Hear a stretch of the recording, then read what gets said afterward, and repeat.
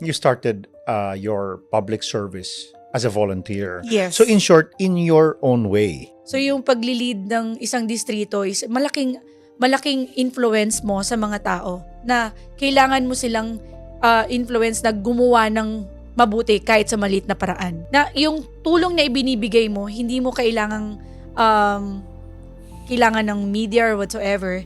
Kailangan lang talaga may puso ka.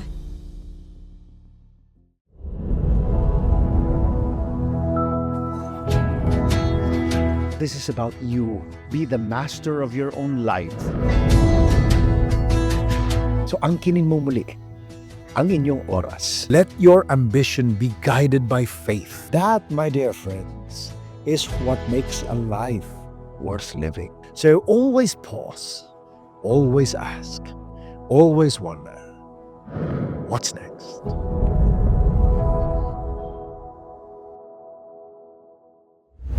Hello, hello! Welcome back to our What's Next with Jovit Moya. So mga kaibigan, dito natin ina-unpack ang ups and downs ng buhay.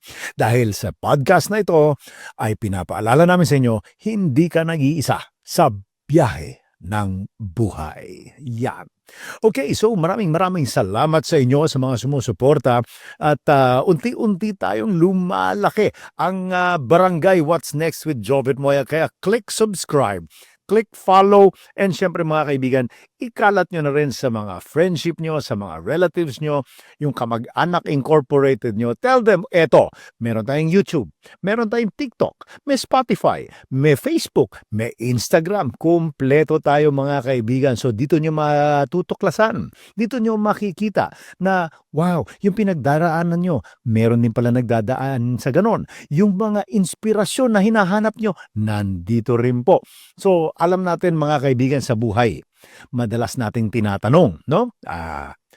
Paano ko magagamit ang talento ko at passion ko para sa tinatawag natin na purpose na may ambag? Yan. So paano ba talaga nagiging meaningful ang ating mga aksyon para sa ibang tao?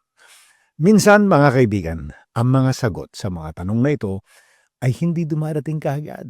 Alam nyo, minsan kailangan natin ng gabay. Gabay ng mga taong nauna na sa paglalakbay diyan. Gabay ng mga taong eksperto sa mga larangan na yan. Yung mga nagbibigay ng inspirasyon. Yung mga may sariling story na wow, ito pala ang magandang landas na pwede nating gayahin. Pwede nating sabihin yan ang gusto ko rin sa buhay ko. Kaya palakpakan natin mga kaibigan at i-welcome natin ang ating bisita sa araw na ito. Ang governor ng Rotary International District 3780. Yan, si Governor Veronica Yu. Good afternoon, Jovi. Thank you for having me here. Ay, maraming salamat. Alam kong napaka-busy mo pero nakarating ka rito sa atin at sana ma-share mo ang iyong inspirasyon. You know, many people are inspired. Kaming mga nakakakilala sa iyo, nakikita namin ang ginagawa nyo. Gusto naman nating i-share yan sa ibang tao para ma-inspire din sila. Kasi alam mo, one thing that resonates with me, ikaw ay dating beauty queen. Kov, ano ang nag-udyok sa iyo na sabihin natin mag-transition mula sa pagiging beauty queen to Rotary Club? At ngayon, Rotary Governor pa. Rotary Governor, yes. Yun, no? Yeah, thank you, Jovit. I started as a volunteer firefighter when I was 18 years old. A female volunteer. Firefighter. Alam mo, dati kasi nakikita ko, puro lalaki ang volunteer firefighter. So, Yes. unique sa'yo yan, ha? Correct, yes. I started as a volunteer firefighter and then that made me inspired to do more to our communities. So, yun yung talagang passion ko. Until now, I'm still a volunteer firefighter. Wow. So, Yes. pag may usunog, lumulusong ka. Yes, Yes. yes. Talaga, ha? Wow. And then, yan.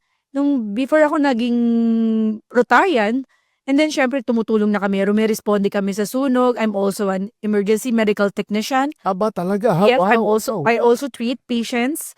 And, nag-duty ako. And then, after that, nag-in-invite ako sa Rotary, become a Rotarian. Ayun, no? And the rest is history. Ganun ba? Yes, the rest Naging- is history. So, nagkaroon ka, so, you started your public service as a volunteer. Yes. So in short, in your own way, in Yes. your small little way. 'Di ba? So kayo, wag niyong isipin na kailangan big time kaagad. Small little way, 'di ba? Paano nakashape ang approach mo sa serbisyo as a female leader? Kasi obviously you've reached a leadership role, but you've gone a long way. Yeah, naisip ko din na i-shape ko yung sarili ko because of mas marami kang matutulungan eh. Mas maraming network. Hindi lahat naman tayo nag-uumpisang mangarap, right? So yung pagli-lead ng isang distrito is malaking influence mo sa mga tao na kailangan mo silang influence na gumawa ng mabuti kahit sa maliit na paraan. Hindi naman kailangang grand yung pagtulong. Basta meron ka lang puso. Start from your heart na I can lead. Yun, ano? Yeah. Pero sabi mo, hindi mo kailangang i-brand. Pero alam naman natin sa Rotary, merong service above self. Yan ang brand. Yes, that's a brand. Oh, Yeah. Is that now, is that something na gumagabay sa'yo even today? Yes, that's the guidelines of all Rotarians in the district and in the whole world that yung pagtulong mo bago ang sarili is very important. Kahit na it shaped me kasi niisip mo yung ano yung meron sila na yung na-experience nila sa kanilang mga buhay na kahit nawala sila at konti man, na i-share pa rin nila na mas nakakagaan sa puso yun. So outside of Rotary, ito pa rin ay ginagampanan mo. Yeah. Itong motto na ito, Yes. service above self. Kumbaga, naisabuhay ko na talaga siya. Sa mga past and current projects mo, share an experience naman. Para naman, kasi syempre, we are shaped by our experience. Correct. So, nung ikaw ay volunteer firefighter ba, meron bang experience na nagsabing, nag-shape sa'yo na ito ay tutuloy-tuloy ko, ito magiging advocacy ako? Yeah, there's a time that we respond a fire alarm in Quezon City. And then, syempre, noong time na yon hindi naman accepted ng women. So, medyo iba yung feeling ng, bakit, babae ka, hindi mo kaya yan, trabahong lalaki yan. But then, syempre, at my own little way, I took that responsibility na kaya kong gawin to, kahit babae ako. So, nung pagtanggal ko ng helmet ko, nakita nila, uy, babae pala siya. Akala ko lalaki siya. And then, that started me to do more, to serve more, and to respond more during fire alarms. And yun yung nagturo sa akin and nag-push sa akin na tumulong pa sa mga komunidad. Nagkaroon ka naman ng mga critical moment na talagang you're saving a life, namamatay na o Yes, so may mga nasusugatang bumbero, Oh. may mga nasusuffocated na mga nasusunugan. Ayun, kailangan talaga trained ka eh. Yun. Tanong ko sana, ano ba ang nagfa-fire sa'yo? Fire bombero pala usapan. Ano nagda-drive sa'yo? Yan. Saan nagsimula ang goodness in your heart? Sa magulang mo ba? Nakikita mo ba ito? Meron ka bang iniidolo noon? Ano ba? Ang iniidolo ko, syempre, yung mga nagsiservisyo like yung ating mga bumbero. So, dun mo Especially- na-discover yung Yes, purpose mo. yes. Ayun. Syempre, they may have little, but then they're sharing their service nang wala silang hinihintay na kapalit or walang monetary, walang sahod, wala. As in, dun lang talaga nagsimula sa akin na to become a volunteer firefighter. And then expand it. So, sa family mo, ikaw lang. Yes. Anong reaction ng family mo sa'yo? They were shocked kasi nga, I'm a female. And then, syempre, yun nga, hindi naman tanggap dati ng sosyalidad na merong mga babaeng rumiresponde sa sunog. Oo nga eh. Pero sa Rotary, mapag-usapan natin, gaano katagal ka ng Rotarian? Hindi ko na mabilang eh. I'm a Rotarian since 2013, 2011, yeah. Wow, tagal na rin. And throughout all of that time, yung bang pananaw mo tsaka yung advocacy mo, nag-evolve ba yan? Yes, nag-evolve talaga kasi when it comes to being a volunteer, then being a president, and then now I'm a governor. So it shaped me a lot and it teach me a lot during this journey na to influence others. So syempre yung brand natin na being a service above self, Yun ang importante. Pag wala ka nun, hindi. Hindi Wala ka ba talaga. may share na memorable experience na sabihin natin na solidify yung drive mo na yan? Sa Rotary, Yeah, sa Rotary approach naman, as a president, experience ba? yeah, experience na rumisponde kami or kasama din ng bumbero nun. Ano na? Yes. So yung Rotary Club mo sumasama din sa bumbero noon? Yes, yes. Oh, okay. So, ang Rotary naman is a very diverse organization that there is so many membership na pwede mong salihan. Not just because of firefighter, there are many club models that you can join also. They're professionals, like that. Ano ba mga lessons na natutunan mo? Because you have a lot of sustainable projects. Yeah. So, in fact, kanina pinag-uusapan natin, meron pa tayong mga projects na gagawin together. So, nakikita ko sa iyo na hindi ka nauubusan ng idea, ano? Kayong dalawa ni Boss Johnny, talagang yung former governor namin, husband niya. So, pareho silang laging nag-iisip ng new things to do to the community. So, ano bang important lessons and how do you shape yung tinatawag natin sustainable impact? Baka may advice ka, may mga tao dyan nag-iisip, ano ba ang mga elemento na kailangan kong matutunan para mai-apply ko, para sustainable naman yung project ko? Yeah, it has to be, kailangan mo syempre mag-strategic plan ka. Yan, First. hindi yung basta naisipan na lang ito. No. Oo. So, pag nag-strategic plan ka and then you do community assessment, that's the time that you can shape if your project is sustainable or not.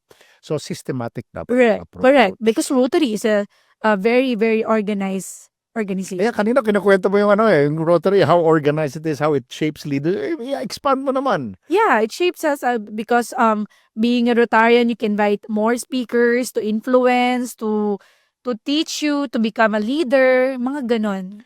Yep. Speaking of influence, so, eto tanong ko sa'yo, at what point mo na-realize na hindi lang pala pag-service to, pati rin pag-influence? Yeah, na-inspire ako, syempre, and it influenced me a lot sa aking asawa, especially Gov. Johnny Yu. And siya palagi yung nag-mentor sa akin as times na maging mabuting leader. So, he inspires me a lot. Yan, ayos. At saka, pero natutuwa ako sa mag-asawa na to, hindi po nauubusan ng idea on how to do good things. Mula Apari hanggang Hulo, kanina layo ng pinag-usapan natin. International. Wala na sa Manila, may international pa. Alam nyo, kaya meron tayong ambulance ngayon dahil Correct. through our club and Open. through your efforts with the foreign mga Korean, partners natin, mga Korean Rotarian, nagkakaroon po tayo ng mga ambulance. Yan po ay nakakatulong din sa community. Yeah. So, mga kaibigan, hindi lang ito yung basta nagpakain kami o nagpatayo ng plake dun sa kanto na may four-way test. Hindi lang po talaga ganon. Many people actually do not know the things that we do. So, ngayon, dito tayo para maikwento naman namin sa inyo. So, again, dahil sabi ko nga, hindi tayo masyadong kilala, nakikita lang nila may four-way test, may gulong doon, may sprocket doon, parang ganon. What people don't know about Rotary, ano ba itong mga bagay nito? Tsaka, ano ang dapat nilang malaman? Anong mensahe mo sa akin? What is Rotary? Rotary for me is a diverse organization that really helps the community kahit hindi mo man sila makita. Na yung tulong na ibinibigay mo, hindi mo kailangan ng media or whatsoever. Kailangan lang talaga may puso ka. And yung nakikita mo sa labas, the Rotary marker, the four-way test of the things we think, say, or do, it's really a guide to ourselves kung ano ba yung pinapakita natin sa komunidad. Ikaw ba yung nagsasabi ng tama? Will it be beneficial to all concerned? Fair ba sa lahat? Yun yung importante. Yung iba kasi dinadaanan lang nila, akala lang nila, ano naman yan? Parang sa community, alam mo naman. Binasa lang, hindi inintindi. Binasa lang, pero hindi inintindi. Pero as Rotarians, kailangan mo isa puso yun eh. Kasi pag nasa puso mo na yon, yung four-way test, hindi ka gagawa ng kahit na ano, yung pagiging mabuti mo sa tao, respectful, and being mindful to all our actions. Kumbaga, spreading the love and human dignity. Correct. Gov, ano ba ang mga, through your life sa Rotary, no, hanggang sa naging governor ko, ano ba ang mga projects mo na masasabi mong proud ka, yung mga banner projects mo that you have done in the past? Right now, done in the past, yeah, nag-service ako ng vaccine sa India, sa Agra, India. Wow. Yeah, that's the end polio campaign. Pero hindi lang doon. I've seen you here also. Talagang pinupush mo rin yung Yes. end polio. And so, programa yan, di ba? Internationally. Pero Yes. nakikita kita one time, may parang picture ka, nagbabaksin kayo ron. Yes, Tumutulong ka. international po. And talagang inaano natin, spread natin sa mga tao, pinapakita natin sa buong mundo na ito ang ginagawa ng Rotary. So, ang polio ay isa sa talagang project ng Rotary. So, yan talagang nakakatulong. Every baby na pinapanganak, Yun. yun ang ambag ng Rotary. Yan, mga kaibigan. Kailangan may ambag tayo sa buhay ng ibang tao. So, ang tema ngayon ng Rotary ay Unite for Good, di ba? Yes. Yan, Unite for Good. So, paano, saan ang galing itong Unite for Good? Paano mo na-translate ang vision na Unite for Good sa distrito, sa iyong mga projects? Yeah, the theme Unite for Good is a presidential message of Rotary International during my term, my president Francesco Arreso. Meaning for me, the vision of Rotary is to you can unite sa isang ginagawa nyo na pagtulong sa kapwa, service, fellowship, and then yung paggawa ng tama. So, kahit ano man ang relihiyon nyo, kahit anong politika nyo, kahit anong kulay Yes, ng balat sama-sama mo, kayong lahat. Yes. you unite. You have one purpose, is to help others.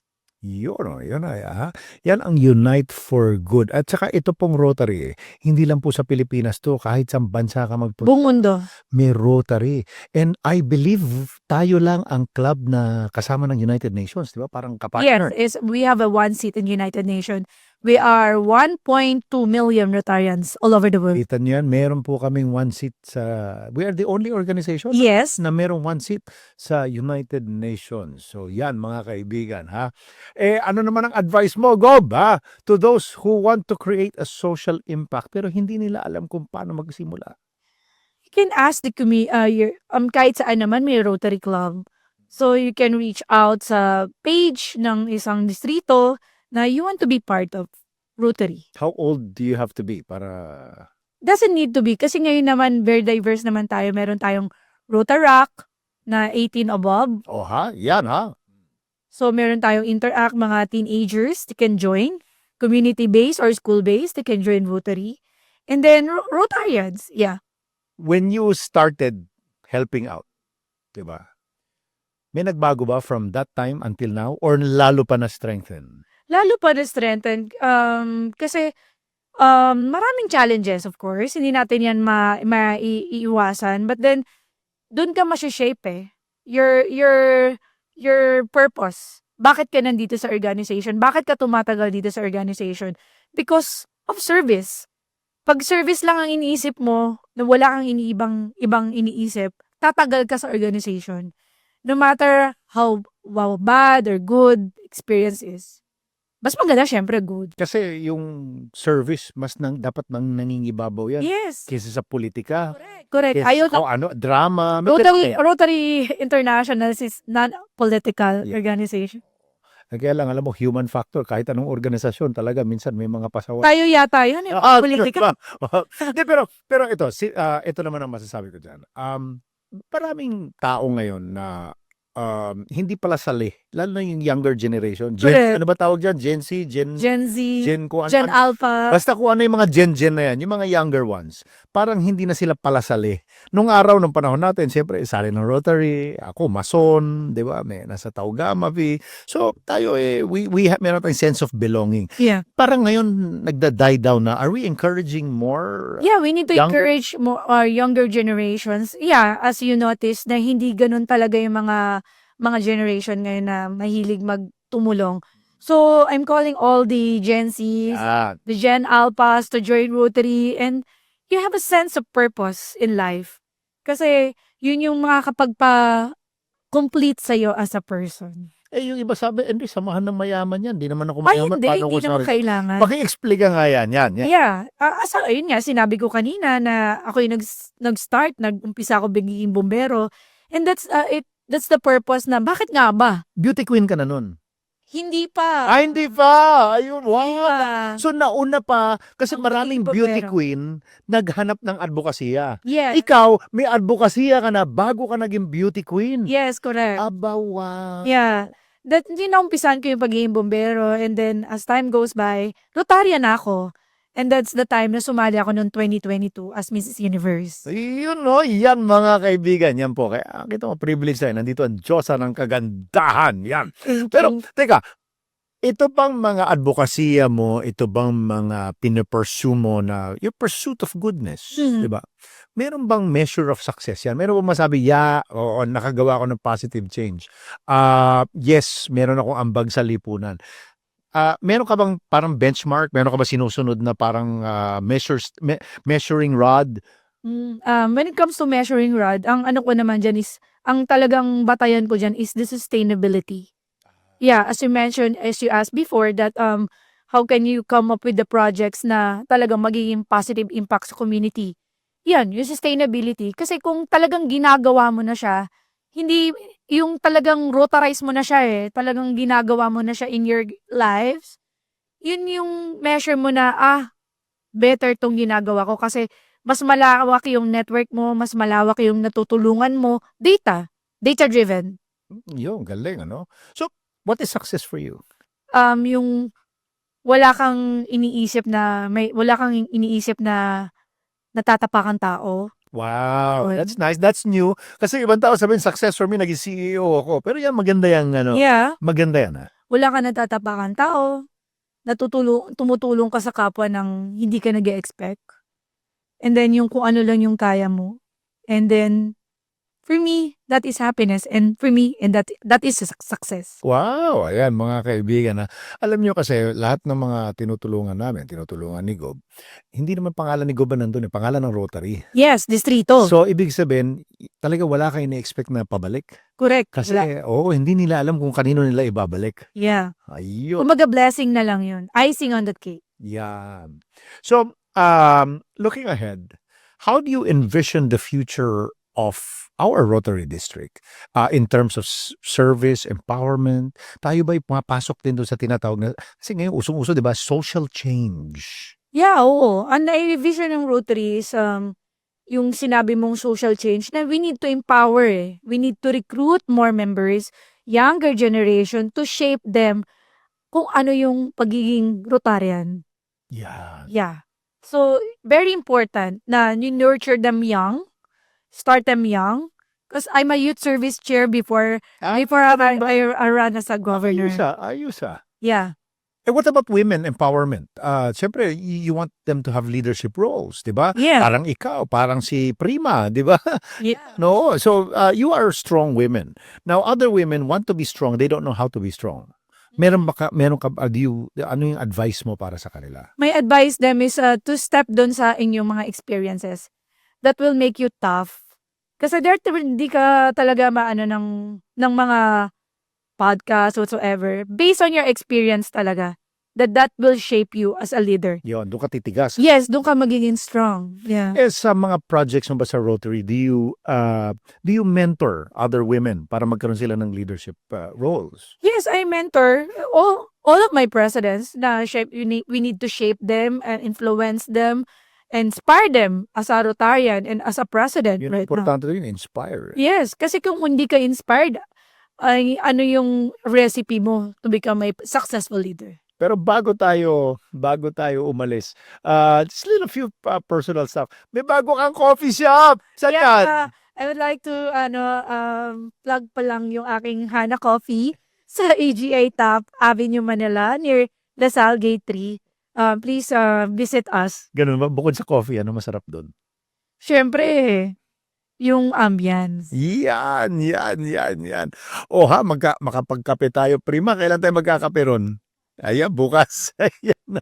Anyway, mga kaibigan, so narinig nyo naman, today we're talking about service above self.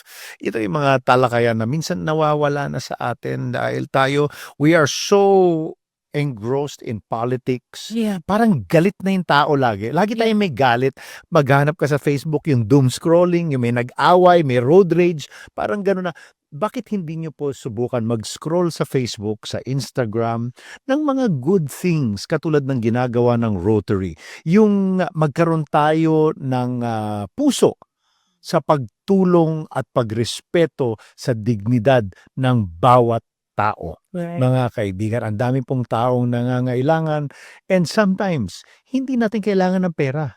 Alam nyo, kailangan minsan oras nyo, makipag-usap kayo. Pag may nakita kayong matanda ron na nag-iisa, yung sometimes just talking to them, mailabas lang nila yung mga sentimiento nila and that is tulong already. Hindi naman kinakailangan na ang pag sinabing serbisyo sa kapwa ay kailangan ng pondo. Sometimes kailangan mo lang dyan puso mo at yung ikaw mismo, yung presence mo. So sa kwento ni Gov, tawag namin sa kanya, Gov Bero. Yan. Ang bawat hakbang na ginagawa niya ay paalala na kahit sino, kahit anong edad mo, kahit anong kasarian mo, anuman ang pinanggalingan mo, pwede kang maging instrumento ng pagbabago sa komunidad. Ikaw ay magiging isang nilalang na may ambag sa lipunan. So thank you very much, Governor Veronica Yu. At baka meron kang parting message to inspire people. You want to promote Rotary, paano ba mag-join sa atin, and any other thing. Just reach out doon sa page namin, Rotary International District 3780. And kung saan ka malapit, pwede namin kayong ilapit sa mga clubs. And then my parting words is, let's be better and let's unite for good. Yun, let's be better. Napaka-importante po nun, mga kaibigan. And syempre, unite for good. So ang bawat hakbang na ginagawa ni Gov ay paalala na remember, you can be anything you want. You can be an instrument for change. You can be an instrument for good. And for those of you that are religious out there, remember this: there is no greater honor than to be an instrument of God to answer the prayers of others. Diba? Yeah. Kaya I ask you, mga kaibigan, sa sarili nating buhay, humugot kayo ng inspirasyon sa mga taong katulad ni Gov na gumagawa ng kabutihan. Napaka-importante po dyan yung human connection, yung meaningful actions. At kailangan meron kang courage dito. At sasabihin mo sa sarili mo, I will do good. At pag may araw-araw mo nang ginagawa yan, nagiging habit mo ng maging mabuting tao. And you can always look at the mirror and say, marangal akong tao. Diba? Wala ka sinasaktan, wala ka inaapakan, katulad ng sinabi ni Gov kanina. So, sa huli, in the end of things, ang tunay na pamumuno ay hindi lang yan sa pagiging governor, pagiging congressman, 'di ba? Pagiging CEO, hindi po nakukuha sa posisyon 'yan o sa recognition 'yan. It's about the difference. It's always about the difference you will make and the people you empower along the way. So if you can make a difference in the life of someone else and empower that person, kudos to you. Mabuhay ka because God will always bless you. So mga kaibigan, remember, i-chismis nyo na to sa inyong mga kaibigan, sa inyong mga kamag-anak. Subscribe and follow us on YouTube, Spotify, TikTok, Facebook, and Instagram. Yan mga kaibigan. And tandaan nyo, dito sa ating palabas, hindi kayo nag-iisa sa buhay. So always pause, always ask, always wonder, what's next? This is Crossroads Media.